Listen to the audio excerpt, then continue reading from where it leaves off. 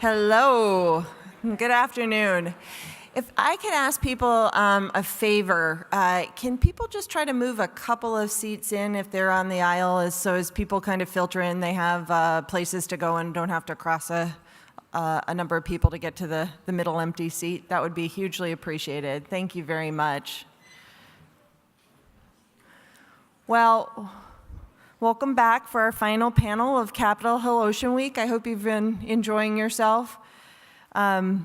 Before we begin, I'd like to give a final thank you to our sponsors that really make this event successful. And as I've said a number of times, we're so grateful for them because it allows us to provide a conference that's free to the public and open to all.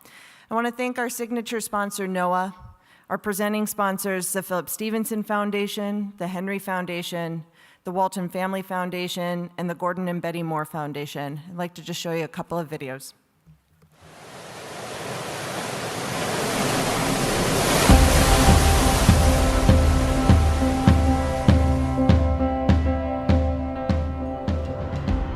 NOAA's work spans from the bottom of the sea to the surface of the sun. Each day, our employees take the pulse of the changing world around us and share that knowledge with others to ensure public safety, protect and restore marine resources, and strengthen our economy. I like to say that the Gulf of Mexico is America's coast. It's critically important in terms of what it produces for the United States in terms of energy, in terms of shipping, in terms of fisheries. My job is to just get the message out far and wide that Louisiana is facing a really dire coastal crisis. In 1927, we set the Mississippi River in its channel. That was good for us to build communities, but in the long term, it was very bad. We began to starve the delta of the very thing which had built it, which is sediment carried by the Mississippi River. We often get asked if these issues related to coastal land loss are fixable or solvable, and wholeheartedly the answer is yes.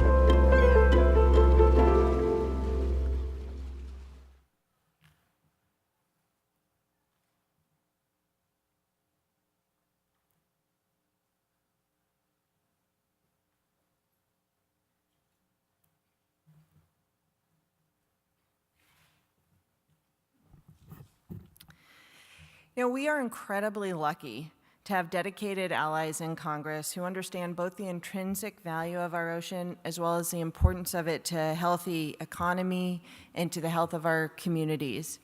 This is probably one of our favorite panels. It was a big hit last year, and it's the one we like to end with as a wrap-up, and particularly this year as we go to Capitol Hill for the first time tomorrow to talk to members of Congress and their staff about why oceans and Great Lakes are so important for us. So we're very excited to have moderating this panel Jessica Lieber from Oceans Deeply. It's an independent digital media project launched by News Deeply in June 2017. Jessica has covered environmental science and technology stories for a decade while on staff at publications including Fast Company, MIT Technology Review, and Climate Wire. And our three amazing panelists are Senator Sheldon Whitehouse from Rhode Island, Representative Francis Rooney from Florida, and our leadership honoree last year, Representative Susan Bonamici from Oregon. Thank you very much for being with us this afternoon.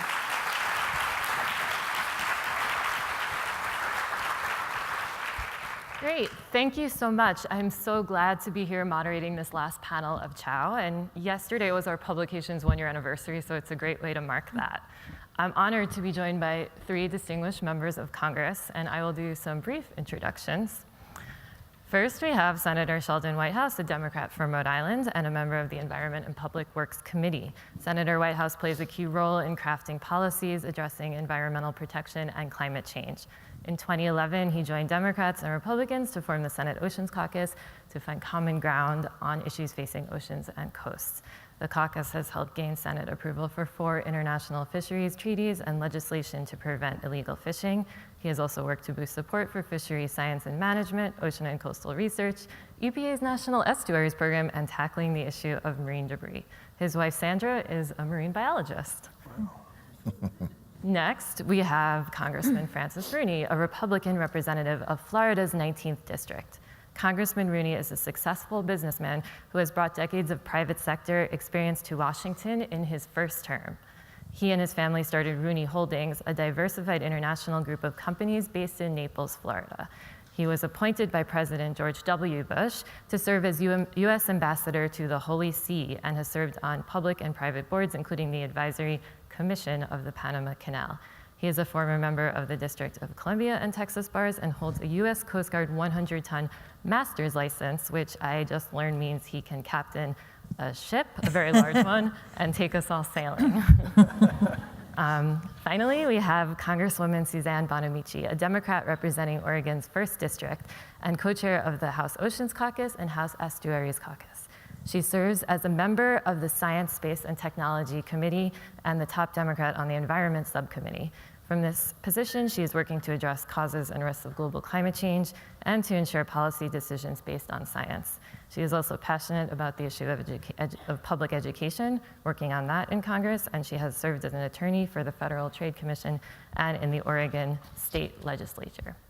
Great, thank you so much. I'm very excited to start this panel. Let's start with offshore drilling. Republicans and Democrats in many coastal states are opposing the Trump administration's proposal to greatly expand leasing on the outer continental shelf. Congressman Rooney, Florida has heard assurances from the administration that its coast will be off the table for leasing, though that's not written in stone yet. And you've also been working with both parties to get protections for the eastern Gulf of Mexico written in law. So, are you comfortable with the administration's assurances, and where does your legislative strategy on this stand now? Well, I introduced a bill called H.R. 4770, which basically just takes the expiration date out of the Eastern Gulf of Mexico moratorium, which was put in place in 2006 and expires in 2022. The oil companies are already ganging up to try to prepare for seismic to know what to bid on these blocks. So we need to act now to make this moratorium permanent. And I've had some commitments from some leadership about some things, and then I've had some non-commitments about other things. So I'm pursuing it hard and trying to get it accomplished. As far as the rest of Florida, we need more than just a tweet to make sure we protect our state. So I'm hoping that we can get a little more formal legislation around the ban. Congresswoman and Senator, your regions and state clearly also want out of the next 5-year leasing plan. What leverage, if any, do you have now in Congress or talking to the administration on this? Well, first up in the Northeast, we have the bill that I put in to protect the Northeast. Every senator from a northeastern coastal state signed on to it, so we have 100% support, which is terrific. And I think it sends an important signal about bipartisan opposition to a truly, truly stupid idea. The point that I would like to make on this is that if you look at what the little advocacy group Oceana did when President Obama made the mistake of signaling that he might be interested in more oil exploration off the southern Atlantic coast of the United States, they basically swept the field from Norfolk, Virginia down to St. Augustine, Florida, with essentially every single coastal community passing a resolution of disapproval of offshore drilling. They called it the Resolution Revolution, and it was extremely successful, and a number of people who didn't see it coming lost their jobs over it in local politics. So with that as the backdrop, the likelihood that this is actually going to happen in reality seems awfully small. It strikes me more as political semaphore to the fossil fuel industry from the Trump administration saying, we are going to be so subservient and so obedient to you that we're going to do things you don't even want just to signal how completely craven we're going to be with your issues. And so I think it's important to signal back, but I think it's also important to have a dose of reality about the very, very poor likelihood of this actually ever happening. I think the Florida is actually in more danger because all you have to do is turn the corner from where they're already drilling on the west coast of Florida, and suddenly you're there. Comment about that? Please. Yeah, the way Florida's laid out, we have the loop current, which is a clockwise current that runs from Alabama down to Key West.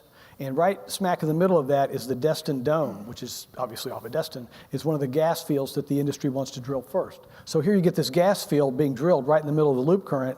Everything that, all the stuff that for the drilling muds that drills the wells, as well as, God forbid, anything happens, is going to be all up and down our coast. Then there's an area of prospectivity down in the middle of the Gulf that is east of the line that we're trying to keep them from trying to get a hold of too. So I'm going to weigh in with the view from the West Coast. This is an issue that I worked on even back at the time that I was in the Oregon legislature, because our coastal economy is really dependent on fishing and tourism, both of which would be significantly affected with an oil spill. And we know that when we drill, we spill. And we've seen instances of just absolute devastation. So when we heard that this was being proposed by the administration, a lot of us got together, especially the Oregon members and our governor, got communication immediately to Secretary Zinke, who actually spent time in Oregon at the University of Oregon and understands the rugged Oregon coast and the need for protecting that coast. And I have to say that being a Northwest member, we have another significant concern, and that is earthquake and tsunami. We have just off the coast of the Pacific Northwest the Cascadia subduction zone, and we are overdue for a significant earthquake. And so if you're drilling out there and there's an earthquake, that's a really serious problem. So I agree with my colleagues here that this is a really bad idea for those reasons, but also for the reason that we need to be moving away from fossil fuels into more renewable, clean economies and renewable energies. So again, bad idea. Let's increase investments in clean, whether it be hydropower, solar, wind power, but we don't need to be drilling off of our coasts, especially in places that are sensitive, and especially in a place where we could have a serious earthquake. It would be absolutely devastating to our coastal shoreline and to the coastal economies. Okay. Let's move on to an issue where there's a lot of international momentum lately, marine plastic pollution. Mm-hmm. You have the UK, EU, just this week India and many other countries talking about banning plastics. And at the G7 meeting this week, Canada is making ocean plastic one of their priorities. So my question is, what role can the US play on the international stage on this issue? Please, I know there's a law, the marine debris bill that passed the Senate, awaits House action on this. So you can talk about that, but I'm also curious whether you think there's room for Congress to act more ambitiously to actually reduce our plastic use and waste. Yeah, I can start with that. It starts with education, because as soon as the public finds out what's actually in our oceans and our waters, I think they would be absolutely shocked and appalled at what not only the amount, but the effect of the plastic and how it's affecting our coral reefs, our sea life, our marine life. So yes, there is a marine debris bill that passed the Senate. We know, thank you, Senator. We're working really hard to get that through. That is a priority of the oceans, the bipartisan Oceans Caucus, which is now on the House side, up to almost 80 members. So that is a priority. Congressman Don Young from Alaska is the co-chair of that caucus, and we have made marine debris a priority. But I think there definitely is room for more, especially information to the public, educating the public, and talking about policies that we can implement. Mm-hmm. I know a lot of our state and local jurisdictions are starting to take steps, whether it be even private sector businesses not giving straws, for example. There are all these small steps that are being taken, but overall, we need to look at why this plastic is ending up in the ocean, what we can do about it, and educate the public so that we can take action in Congress to stop this, because it's absolutely unacceptable. On the Senate side, the bill passed by unanimous consent, which means everybody said yes, so that's a very good sign. My partner in it, I want to give particular credit to, and that is Dan Sullivan. It's not for nothing that Don Young and Dan Sullivan are so engaged in this. They both represent Alaska. In Rhode Island, when we do beach cleanups, we do it with trash bags. In Alaska, when they do beach cleanups, they do it with barges and dumpsters and front-end loaders, and it's not done by the pound or hundreds of pounds, it's done by the ton. So they've got a big problem, and they've been very, very strong supporters. The bill does two things that I think are most significant. One is it creates a message to our executive branch, particularly to the trade representatives, that this needs to be a priority. And the reason it needs to be a trade priority is because the bulk of the plastic waste in the oceans comes from 6 Asian countries who simply don't have respectable upland waste infrastructure. So without garbage trucks and without dumps and without garbage delivery, everything ends up in the creek, and then it ends up in the river, and then it ends up in the ocean, and years may go by, but the plastic lasts for centuries. So getting after them to clean up their act is a very important trade responsibility. And I want to give Dan, again, particular credit, because since the bill has passed, he has been all over the White House, the trade representative, EPA, a whole bunch of offices to push them personally to make this more of an administration priority and to show that this has real Republican support. So that's really important. The second big piece is that we who can design and innovate better than anybody in the world ought to have a program for designing the material that will replace plastic and allow whatever it is that gets washed into the ocean to actually biodegrade at sea. We really don't have that material yet. Given the dangers that marine plastic creates in the oceans, this ought to be a crash program, a little bit like responding the way we did when Sputnik flew over. Oh my gosh, we got to take this seriously. Let's get our best scientists onto this.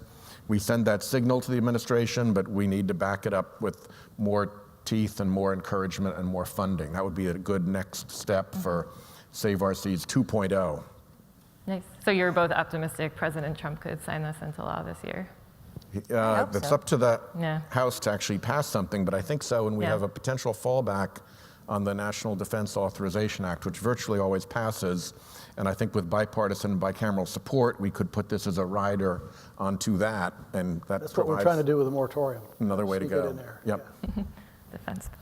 Well, and when it passed the Senate with unanimous consent, that's a pretty good sign when it's coming over to the House. That hey, when Jim Inhofe of Oklahoma is my original co-sponsor on it, along with Dan, it's a good sign. I tell you, I've spent so many days at sea in my life. If people could see the stuff that's floating around out there, those big blue 55-gallon drums, the big plastic nets, the floats, you know, I mean, it's just, we've seen everything you can see at sea. And how you make people bring that to come alive for them that don't live on the coast, I don't know. Right. The Volvo race just came through Newport. It's the probably most arduous competitive athletic enterprise on the planet. And they not only have to learn what every sea racer has to learn, which is the man overboard drill, they have to learn the keel clearing drill. How quickly can you stop the boat, get somebody over the side, clear the waste plastic off the keel of the boat, and get the person back on board and the boat underway without losing your position in the race. I have actually thrown on a tank and done that a few times in the Caribbean. So there you go. I mean, I wanted it's to something just solving sailors it now right have to learn. Just wanted to add that Senator Whitehouse mentioned the source of a lot of the plastic.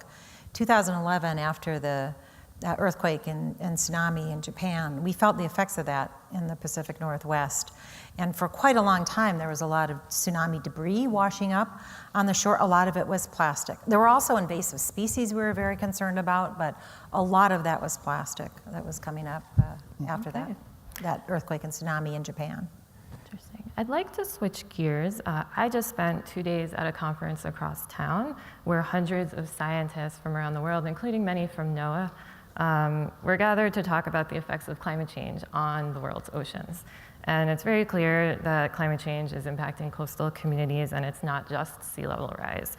You have ocean acidification, aquaculture at risk, jellyfish and harmful algae blooms are getting worse.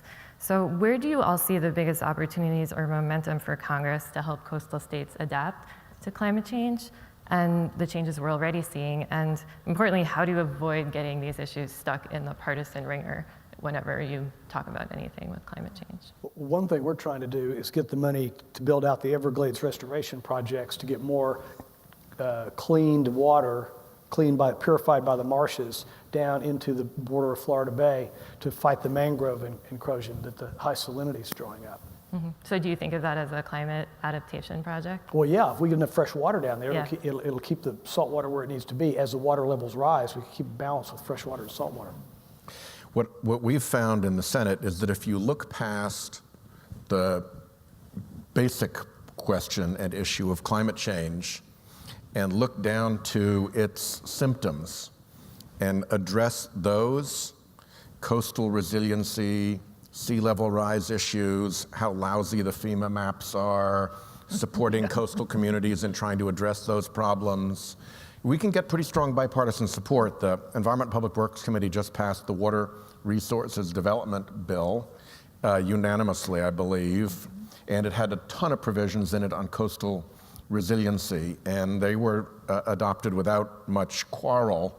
We didn't rub our friend's nose in having to say this is climate change. We just went to the solution, and that seemed to work. For other things, though, it's hard to do a workaround. It's particularly hard to do a workaround on ocean acidification.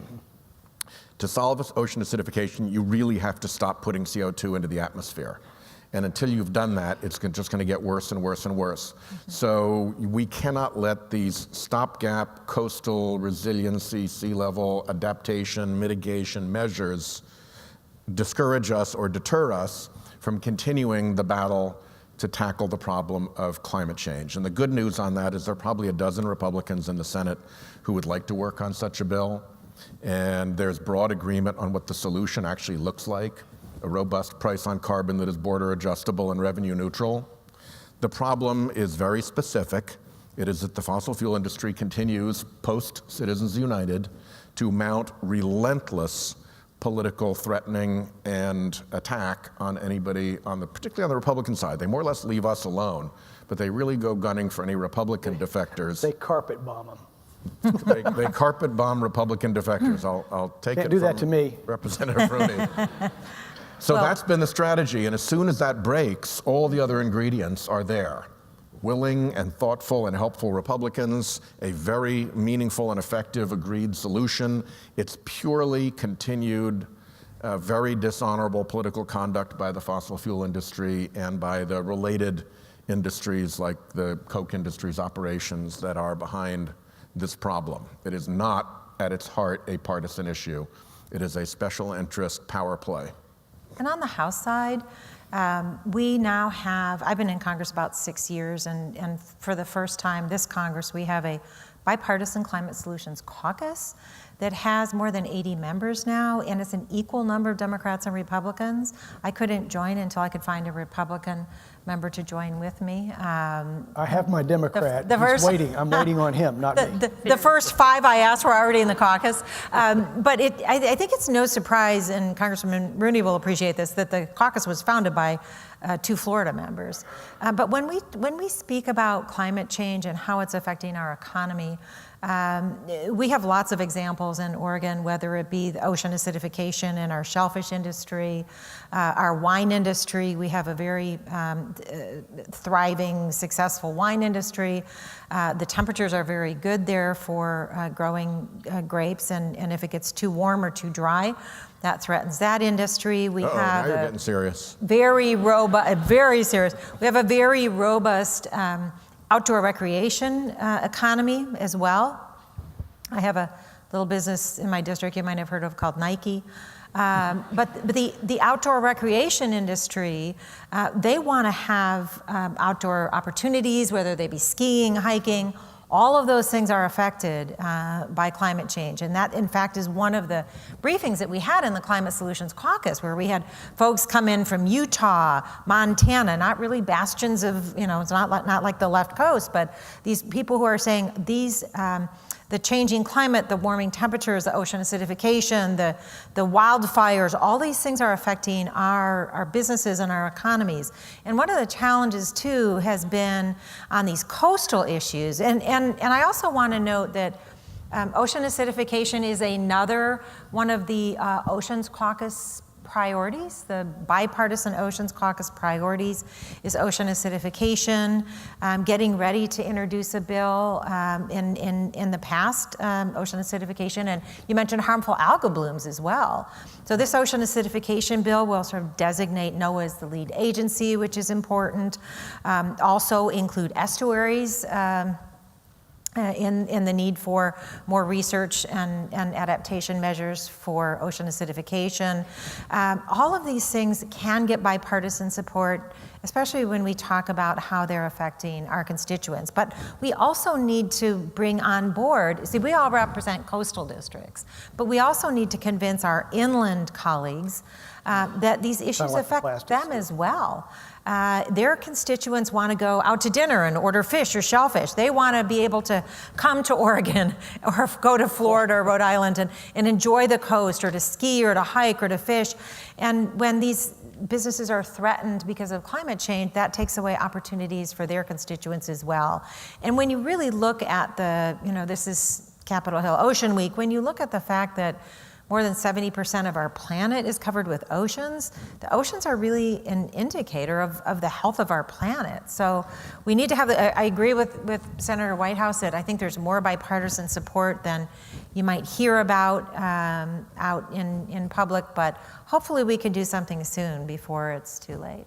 A couple of quick points. One, there's an article in Fortune by the CEO of Shell, which I use in my offshore drilling and climate discussions with my colleagues, where the CEO of Shell said he predicts peak gasoline and oil demand within 10 years, and that Shell is massively shifting into alternative energies. That's a really good thing. Now, Shell's an international oil company based in Europe, but even Exxon has called for a carbon tax. So there's a couple of chinks in the monolith, if you will, but we need to exploit them. The other thing is I hope everybody will speak up every chance they get against this retrograde return to burning coal. I can't believe what's going on here. Natural gas is so much cleaner than coal. I just can't stand to read the newspaper every day. So, it makes no sense. Everyone agrees. My grandfather was a coal miner until he lost his leg and then died of lung cancer. Why would we put people back to work in coal mines? It makes no sense. And I agree that everybody needs to speak up about that. About have that thing killed off. And we need to absolutely make sure that the people who used to work in coal mines have good jobs. And here's our education and workforce. We need to make sure they have good jobs. There's great jobs. You can make a lot of money repairing wind turbines, for example. There's a lot of jobs that we can educate people to do in renewable energies that are going to be better for their health, but and better for the health of our communities and our planet. That's what we should be working on. Great. You bet. Everyone agrees. By the way, if anyone wants to submit audience questions, please do so. So I want to ask about a related topic, funding for coastal water quality and coastal restoration. A lot of progress in these areas requires a lot of money. So how do you build support in Congress for long-term funding to maintain these healthy coasts? And feel free to throw out any recent examples that illustrate this. The Water Resources Development Act that the senator mentioned. Yeah. We're debating that today. Yeah. And there are a lot of provisions in that help with our coasts. I mean, we need to maintain those. Look at all the conversations about infrastructure, our levees and ports, all of those things that make for healthy coastal communities. We all support infrastructure investment, right? Yeah. So the Comprehensive Everglades Restoration Plan was passed in the year 2000. It's supposed to be 50-50 between the state of Florida and the federal government. The state of Florida is well over $1 billion overfunded in what the feds haven't come up with to fund the 68 projects which will solve the Everglades riddle. And so I'm working hard to try to get more congressmen to come see the Everglades and understand, like that business about plastics, you got to really understand it to become passionate about it so we can get more appropriations. We have $7 billion of uncompleted Everglades restoration projects that are all underway. We got to, at some point, at least finish something. So that's what we're working on, is to get the money for the projects that have been already authorized. As Congressman Rooney said, it really is all about the money, and it's been very, very hard to shake money loose for coastal projects. I've spent the better part of a decade trying to get a coastal fund available so that a local community that is looking at its fishery heading offshore its beaches being inundated, its sewage treatment facility being inundated, its property values being affected by the problems of coastal housing, whatever the problems are, and every coastal community has its own, that they've got a place they can go to say, hey, we need help. I'm a small town, I'm a little municipality, I don't have lots and lots of resources to do this stuff, and this is all changing fast, so help me out. And we succeeded at last, at the end of last year, in getting the first slug of money into that fund, $30 million, which in the context of the federal budget is a pinpoint of funding. To give you an idea, the tax bill that we just passed sent about $29 billion with a B dollars, i.e. 1,000 times as much, to Warren Buffett's investment fund. So if you're looking at the scaling of the problem between what coastal communities face versus Warren Buffett being in dire financial distress, he got 1,000 times what the coastal communities got. So we got a big uphill fight to try to direct more resources to protect the coasts and those small coastal communities from the changes that they are having a real hard time predicting and addressing. Well, that's a really good idea. Because I know where we are, Fort Lauderdale, Miami, Naples, Fort Myers, they discharge sewage directly into the Gulf and the Atlantic. And it's treated, but then when you have massive overflows and problems, it doesn't get treated enough. And so there's times when some really bad stuff gets put out into the water, yeah. But this is another example, I think, of where we need to find ways to convince our inland colleagues that these are good investments in protecting our ecosystems, but also protecting our coastal economies. So if we can get people out there, like Representative Bruni was saying, trying to get people to actually see the Everglades, if we can get people to understand when they don't have a coastal area in their district that this affects our whole country and our whole country's economies as well, that will help. It's a start, Senator. Exactly. Everything's a beachhead, and then you go on from there. Great. So yesterday here at CHOW, NOAA's acting administrator, Rear Admiral Gallaudet, gave a nicely detailed breakdown of the administration's vision for growing the blue economy. And that ranges from increasing domestic seafood production, offshore energy, maritime commerce and tourism, mapping the seafloor. So, and President Trump also put out a proclamation last week emphasizing the ocean as an underutilized resource. So are there particular opportunities for Congress, including Democrats, to work with the administration to develop ocean resources in any specific areas, or is this going to become a party line kind of thing? It shouldn't be a party line thing. I mean, we have a lot of potential with our blue economy. I would want to make sure that whatever business is part of the blue economy is not something like offshore drilling. Yeah, to start by banning that would be a good first start. It's actually good for the oceans, but there really is a lot of potential. It should not be a partisan issue, and I thank Dr. Gallaudet for that speech and for raising awareness, and appreciate that the administration is willing to talk about the blue economy as well, whether it be fishing guides or tourism or commercial fishing. We have a wave energy test site off the coast of Oregon to explore wave energy. That's something that we should be able to agree on and look at as another renewable energy source. There's a lot of potential. The Senator hit on the thing about the oil business, which is a business I'm in and I know something about. But I've never been in politics very long, and I always heard about the power of these special interests. And it's kind of like what John Kennedy said when he ran for president. I heard it was really bad up there, and I got in and found out it was worse. And they just exert a disproportionate pressure on everybody, and certain parties have their own ones, and it makes things very difficult. I'm fighting that with the Everglades and offshore drilling now. Interesting. We have an audience question related to this about what legislation you would recommend to set standards for the aquaculture industry. I'm sorry, could you repeat that, please? Sure.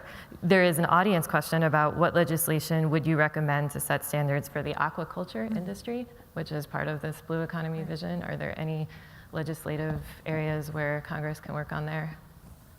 I think I'd see what they're doing in Italy and Spain. They have a pretty highly developed. Yeah. There are issues with Canada about whose aquaculture can cross the border and what the marketing and labeling issues are. Unfortunately, the whole clumsy way in which the NAFTA fight with Canada has been handled, I think drowns out the opportunity for solutions in kind of narrow technical areas like that, but that clearly is one. From something narrow and specific like that, the really big issue is ultimately going to be ocean acidification. We are protected a little bit better just because of the hydrology on the East Coast.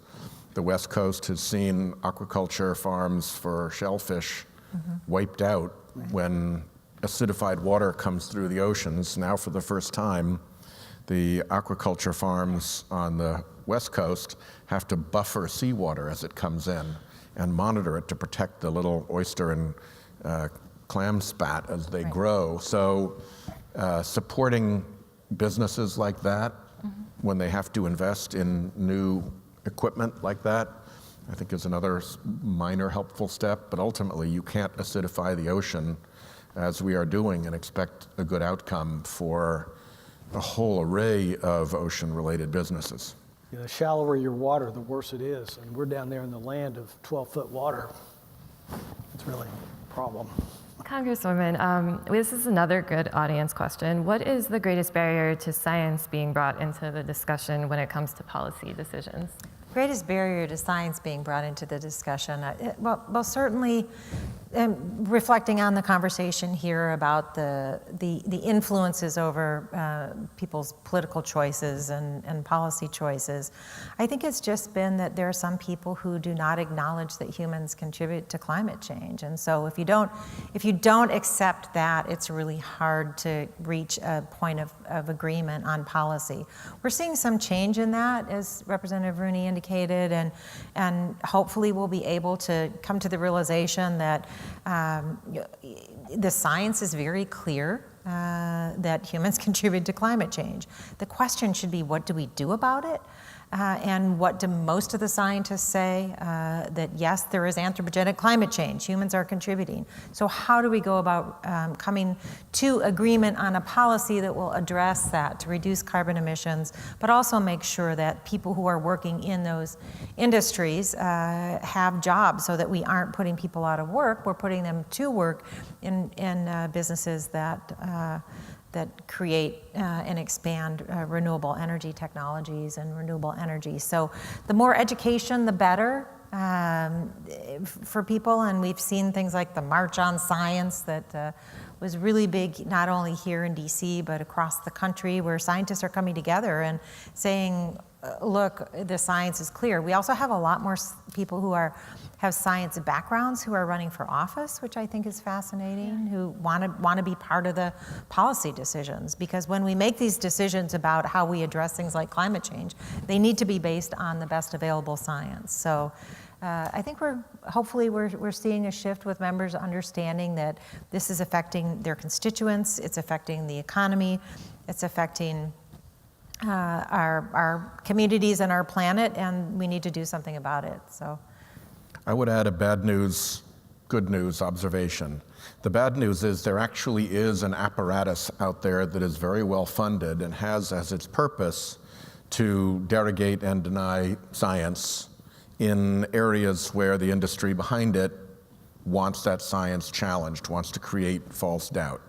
And that's an apparatus that is worthy of our attention, because simply ignoring it allows it to go about doing its very dangerous work. The good news, however, is that even in this administration, look at what Admiral Gallaudet said just the other day about climate change. He could not have been clearer and more scientifically solid. Look at the conversion that NASA Administrator Bridenstine just had from his hard-over, forget-about-it position as a Republican congressman to realizing that he can't credibly run NASA if he's saying something as scientifically preposterous as there ain't anthropogenic climate change. So in order to have any credibility with his own organization, he has had what he called an evolution of his views. And then my favorite example is the most recent Trump administration intelligence threat assessment. Every year, the Director of National Intelligence oversees an assessment that is provided to the White House and to Congress of what the worst national security threats are that our country faces. Dan Coates, former Republican senator, great guy, is the DNI, not a person known for having much in the way of environmental concerns. But if you look at the Trump National Intelligence Threat Assessment, it has a whole chapter on climate change. You know, Dan had to know that when that hit the White House, people were going to be calling up and yelling at him saying, what the hell is the matter with you letting that chapter get in there? And he had to know in turn that his analysts and his experts had so much faith in this that he too would lose credibility if he did not do the right thing by his intelligence community and put out that report even in this administration. So the resilience and the strength of the scientific community, even from people who aren't necessarily natural environmental leaders like Bridenstine and Coates, it's shown real power. It's just a shame that there's so much misleading smoke that's spread about it. I just want to echo what the senator said, because then Representative Bridenstine was the chairman of the Environment Subcommittee in the Science Committee during the part of the time that I've been on the committee and ranking member. And he has now, as the senator said, accepted that humans contribute to climate change. And again, as NASA administrator, he needed to do that. But I think we need to applaud people who understand that they can change their opinion once they start looking at the science and the research. So I appreciate that when people do that. Okay, great. So you all are clearly engaged in these topics, but how high up do ocean and coastal issues rank with your constituents and donors? Do you emphasize these topics on the campaign trail? And I'll add a little audience element to this. Someone is interested in how you engage marginalized communities within your state on ocean and coastal issues. Well, I can tell you a few little tricks I did, not knowing much about politics, but when I was running for this thing, I went around to all communities of all diversity and everything else, and I showed them a picture of what our beaches would look like with a huge offshore supply vessel sitting out there in our neighborhoods, and they got the message. And then I showed them pictures of oil spills and things like that, and trash on the beaches, and participated in the cleanups and stuff that you mentioned, Senator. Yeah. You know, where we get everybody out in their own boats and they go take a day and just clean up Sanibel Beach and stuff. So. And I represent a very diverse district. I have urban, suburban, rural, coastal, forests. So I get around and speak with people in the community. I was just on the Oregon coast on Monday, in fact, speaking with some folks who repair barges, speaking with students in a school. And it's Oregon. I mean, people care about the environment. It always comes up as an issue that people are concerned about, whether it be in town hall meetings or because I'm on the science committee, people always ask me about it. So it is affirmatively brought up by my constituents, and if it weren't, I would bring it up because it is an issue that I care about and have for a long time.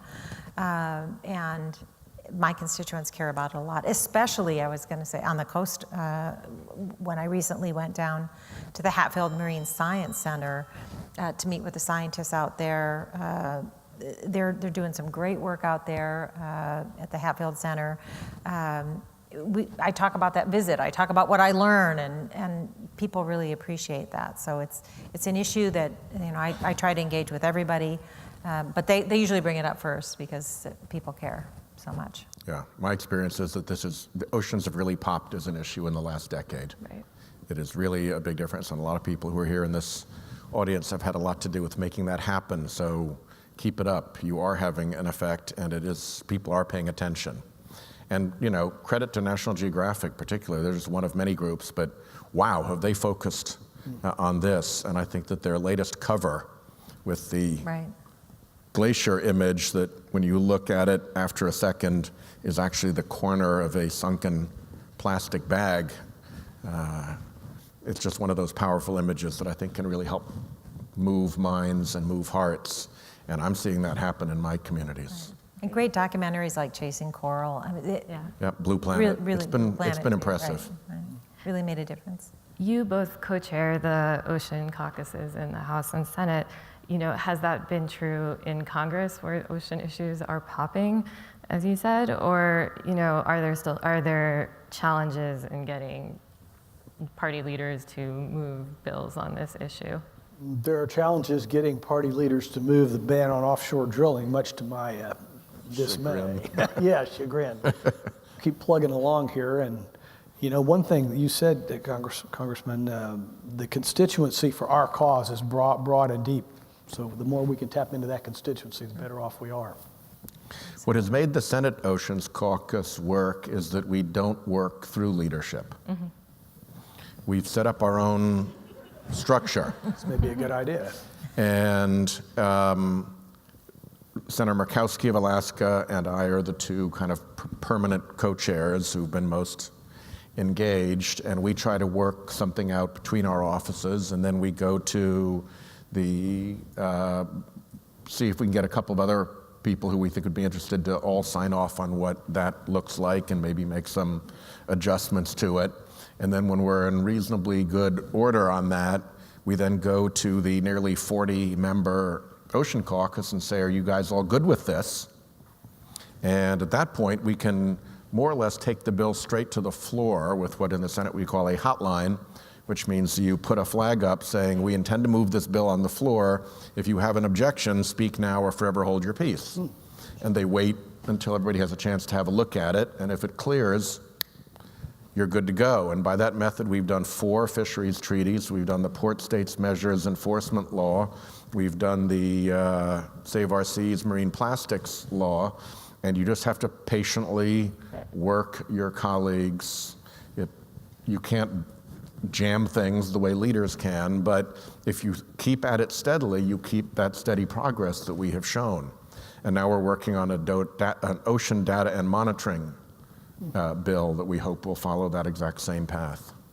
We just keep advocating for, especially if a bill's already passed the Senate, like the marine debris bill, advocating for them to move forward through the process. I mean, I'm not very senior and I'm in the minority party, but I just this afternoon, right before I came over here, had a conversation with the chairman of the Science Committee about the harmful algal blooms bill.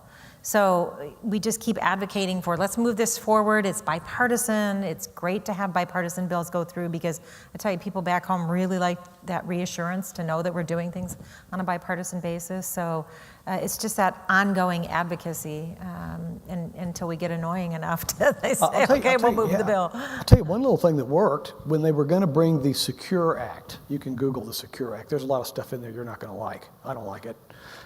It was coming up, and I tried to get the offshore drilling moratorium put in it, and they said, no, oil industry won't go for that. So I said, well, we don't think we like some of the things in your bill, like marine mammal protection, et cetera. So the whole Florida delegation united and came together, stopped the bill. And it hadn't gone anywhere. And my understanding is that it may not. Sometimes being annoying can be just the thing. What can people in this room do to better help you communicate on these issues? Just keep talking about these issues and talk to your friends and neighbors and make sure that they are aware of the potential here, but also the threats and the need for action. I found that people are looking for a way to get involved and to be engaged in an issue they care about, and you're already making a difference, so keep it up. Great. Yeah, people here should feel that they have the wind at their backs. I think that the popular concern about oceans and affection for oceans, there's a feeling about oceans that I think most people have. And that's not that hard to tap into. When you get to the climate issues, you don't have to worry about weird atmospheric modeling considerations. You know, we're measuring ocean temperature changes with thermometers. Everybody understands thermometers. You measure sea level rise with basically a glorified yardstick at the tide gauge. Everybody understands that. And pH tests, I mean, heck, a middle school science lab does pH tests with its aquarium. Everybody knows that too. And you put the pH information and the sea level rise information and the temperature information together, and you've got an incredibly compelling and incredibly simple story. So I think that we ought to move forward with a lot of confidence that we have a great opportunity to make a real difference, and the people are willing to care and to have them this become a priority for them. Okay, interesting. So we have an audience question that's related to disasters, extreme weather events. How can we convince Congress to appropriate funds for coastal communities to build more resilience in advance of extreme weather events so we don't have to recover and restore by supplemental disaster funds? Is it making the case for a return on investment? Well, one of the first bills I actually got across the finish line, I worked on with then Congressman Bridenstine, was a Weather Forecasting Improvement Act. And he's from Oklahoma, so he doesn't represent a coastline, but his constituents wanted earlier warning when there's a tornado. My constituents want earlier warning when there's a threat of a tsunami. So in the Weather Forecasting Improvement Bill, we also got the Tsunami Warning and Education Research Act. So these issues of coastal resilience are important, but as the senator mentioned, I mean, it takes time to get the funding. I didn't get as much funding in the tsunami warning bill as I would have liked, but I'll keep advocating for more. Because the more we can prepare our communities to be resilient, we're going to save lives and we're going to save property. The question presumes that members of Congress think that it's a bad thing to wait until after there has been a disaster and then throw buckets of money at it. That's actually not the way we work, unfortunately, because when you're responding to a disaster, you're doing what is called emergency spending. So everybody looks away, and the fact that this doesn't have to be offset, you get kind of a magic pass on that. So you can spend billions and billions and billions of dollars responding to storms along the coast after they've happened. But if you're trying to put $30 million into preparing for those storms, you've got a huge fight, and people want to know what your offset is to make sure that the budget is still balancing and all of that. So there's kind of a privileged legislative lane for emergency spending, and it often gets a lot of stuff that doesn't look a lot like it's all that responsive to the emergency thrown in once people know that it's going. So, and because they're so common, people have gotten, I think, in the habit of having that be actually kind of a useful vehicle for getting stuff done. So it's stupid and illogical, but it has a legislative sense to it. And it's really unfortunate. And I tried to get the $30 billion for the Oceans Fund attached to the emergency spending of the billions and billions and billions of dollars. And nope, sorry, we're not even going to do 0.1% of what we're spending for prevention. I was able to fight through that in the funding bill, the general omnibus, and that's how we got it done. But it's, it ain't easy. Looking at it as like a business person, I wonder if you could discount back the discounted net present value of the cost of all the terrible things that are going to happen around 2050 or 60 that the IPCC has all those charts and graphs about, and come up with a number now. Yep. And then apply the senator's logic. Yep. You could, and we should. So I'll leave it at that. Well, we'll put that on our list of things to accomplish. It makes so much more sense. I actually save money in the long run. It takes long-term thinking, though, and that's sometimes in short supply on the Hill. And bear in mind that if you are going to solve a problem that has been largely created by carbon pollution, at some point, if people want to balance the budget, they're going to be looking at a way to pay for that. Mm-hmm. And the obvious way to pay for that Secretary Paulson and Secretary Schultz, Exxon, well, nominally at least, Exxon, all support, gotta do it, is something that adds a fee onto this.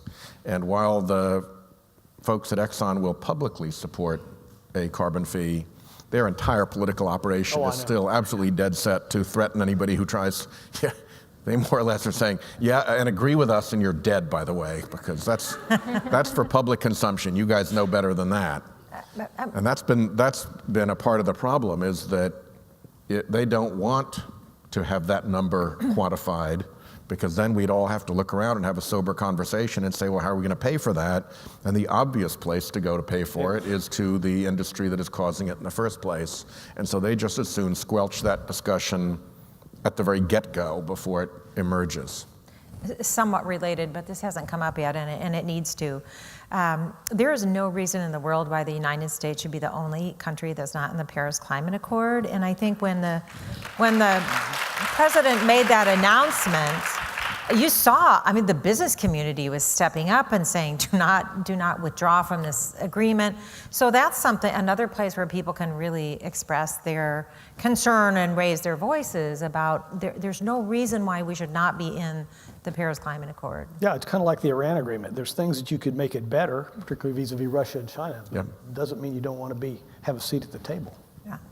Great.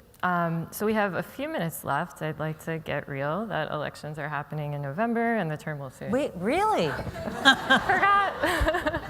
Sorry to remind you. And the term will soon. And the organizers of CHOW wanted me to wrap up with this, which is what is the top ocean or coastal priority you'd like to see addressed in the remaining term? And I would like to add a hypothetical to that. If Democrats manage to retake the House or change the balance in the Senate in the next term, how would your major priorities on oceans and coasts change? All of you. Price on carbon would be the key thing, and a robust program for coastal communities to be able to prepare for what we know is coming and what they know is coming would be the secondary thing for me. Is that this term or? Well, as soon as we can. Okay. You know, actually the oil majors are right now talking to each other about truly supporting a price on carbon. And if they decide that they're going to truly support a price on carbon and call off their political dogs from Congress, then I think there's no reason that that couldn't happen in this Congress. It's a very artificial barrier that prevents us from going forward. And as soon as the people who maintain that barrier stop it, And it would take the coal guys right out again. It would take care of the coal guys first. You could do wonderful things for coal country with the kind of revenues that a serious price on carbon creates. You could have Huey Long, every coal miner a king type problems. You wouldn't have to say we're going to have to retrain you. You can say here's your pension, here's your health care for life, here's like college for your kids. You've worked hard in these mines. You've kept the lights on in America for years. It wasn't your fault. We're taking care of you now. Let's move on. Let's get this done. And you know, Senator, there's also no time better than right now with 6.7 million jobs going unfilled right now. Anybody that wants to work can work and take advantage of that. Yeah. Congressman Rooney, what would be your top priority this term? I would add to the senator's things, offshore drilling moratorium. That's kind of our main deal right now. And hopefully continuing to get the funding for the Everglades, which we're making some headway on. I wouldn't want to speculate on what would happen if the House changed. That's fair. Do you see Very good call, Congressman. Do you see a way to unite Congress on offshore drilling? Because right now it seems like the different regions are working. As far as Florida goes, we are 100% united. Yeah. From every Democrat to every Republican, 110% on all these marine issues that we've been talking about. Okay. I can't speak for a lot of other delegations. Okay. Well, I'm an eternal optimist. But in the short, but I'm also have some realism. So in the short term, I mean, I look at, for example, the Oceans Caucus agenda, harmful algal blooms, ocean acidification, sustainable, the IUU fishing issues, tsunami preparation. So those things seem like they should be able to be done. Marine debris, of course, is at the top of the list. We should be able to get those things done. Many of them have already passed the Senate. And in the long term, we absolutely have to do something, whether it be a carbon fee or something to reduce the emissions, to reduce greenhouse gas emissions. And if we could get that done before the end of the year, wow, color me surprised, but we should be doing it. Well, the president says he's the great deal maker. There's a deal to be made. And by the way, if you go back to 2009, you can find a New York Times full-page ad that tells the Obama administration to move forward on climate change because the facts are incontrovertible and because the damage of missing the opportunity would be catastrophic and irreversible. Those are the quotes from the ad. And you go to the bottom of the page, and there it says, Donald Trump Jr., Ivanka Trump, Eric Trump, and the Trump Organization. So at least just a few years ago, it wasn't a Chinese hoax. It was something that the Trump Organization was very concerned about. Okay. As they should be. Well, we are about out of time. Seems like a good big problem to end on. I want to thank you all for providing such great insights and for your time today. Thank you. Thank you. Thank you. Thank you very much.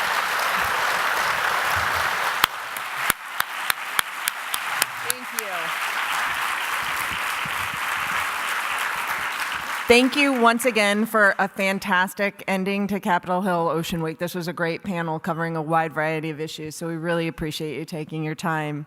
And I want to thank everybody here who attended for the last 2 days. We really appreciate the engagement and leadership on these important issues. It's you that make this conference successful. So tomorrow, I just want to give you a couple of reminders of what's taking place around DC. The National Marine Sanctuary Foundation is hosting its first ever Hill Day in association with CHOW, and so I hope many of you are planning to attend and meet with members of Congress and your staff to share with your story about why oceans and Great Lakes matter to you. We're really about driving positive change for our oceans, coasts, and Great Lakes, and Hill Day is a great way to do that. And we're very grateful to our sponsors, which is the Ocean Caucus Foundation, the Philip Stevenson Foundation, and Gorton's for assisting us in putting a great day together. Don't forget, World Oceans Day is on Friday, and there's a lot of great events taking place across the country. And on Saturday, join us in the National Mall for the March for the Ocean. So over the next several months, the National Marine Sanctuary Foundation will be posting a series of blogs recapping CHOW. Please visit us at www.marinesanctuary.org for updates on the conversation. I hope you enjoyed the conference, but if you didn't, we still want to hear your feedback. So tomorrow you're going to be getting a survey from us that we hope you'll take time to fill out. It shouldn't take you too long, but the feedback we get from you is incredibly important as we plan out these conferences. So take a look for that. Take 5 to 10 minutes if you can to fill it out, and we'd really appreciate it. Importantly, put on your schedule June 4th through 6th, 2019 for CHOW next year. We hope that you'll all come back. And I want to just say one more time, a special thank you to our sponsors, our moderators, our panelists, the fantastic staff and volunteers who make this possible, the exhibitors, and everyone else who really helped execute a great event. Thank you so much for your energy and your enthusiasm. And just want to leave you with one final thought before you go. Just always remember, CHOW is the start of the conversation. We really want these conversations to move outside these walls, outside of DC, outside of your usual circle of peers. Go talk to people that maybe are not engaged so much in oceans and explain why it's so important. It's really about you taking this dialogue further. So I hope that you'll leave here these next couple of days fueled with information and a lot of energy to go out and continue to drive impact for oceans and Great Lakes. Once again, thank you so much for attending, and thank you to the wonderful panel who helped us end 2 days at CHOW.